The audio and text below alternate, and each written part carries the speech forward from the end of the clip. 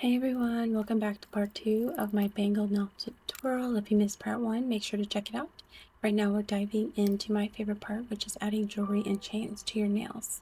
Let's start with a costume jewelry bracelet that I found at a thrift store.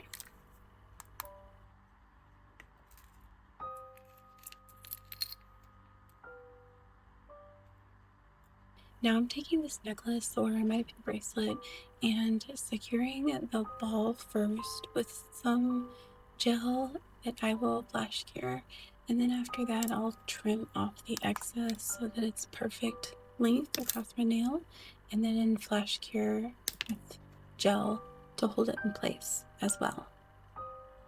I think I'm using the 5-in-1 glue from Born Pretty. For my thumb, let's go ahead and use some gold beads and a silicone tool to line them up neatly. Be sure to flash cure and they're all set.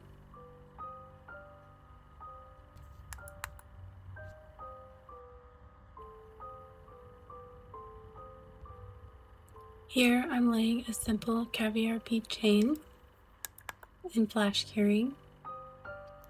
This part is super repetitive because I'll do this on a few other fingers, but it's really fun. The key is just to express your creativity and make it unique for each nail.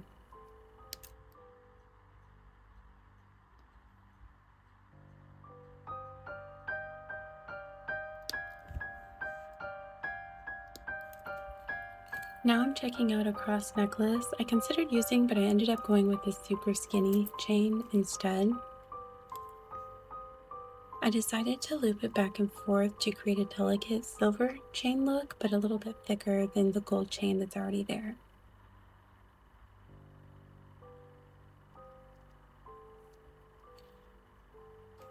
I know I'm not showing it, but be sure to flash cure once you get things set the way you like it.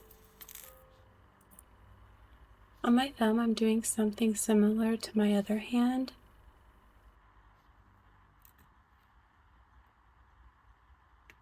I laid down some rhinestone glue, and then I'm just laying these next to each other, overlapping them a little bit.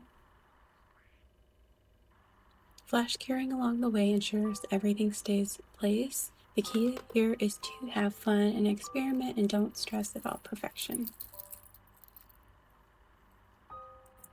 Make sure to seal everything so it doesn't tarnish. And then lastly, I'm adding some dangly beads out of silver chain.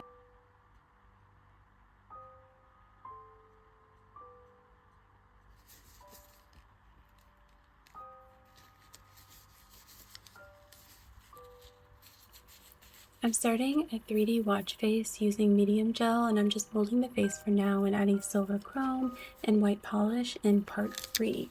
That's where I'll show you the full watch design. It took a lot of time, so I wanted to give it its own spotlight, and that's pretty much it for part 2. Thanks so much for watching along. Loved it. Don't forget to like, comment, and subscribe. Stay tuned for part 3 where we finish the 3D watch design. I can't wait to show you the final look.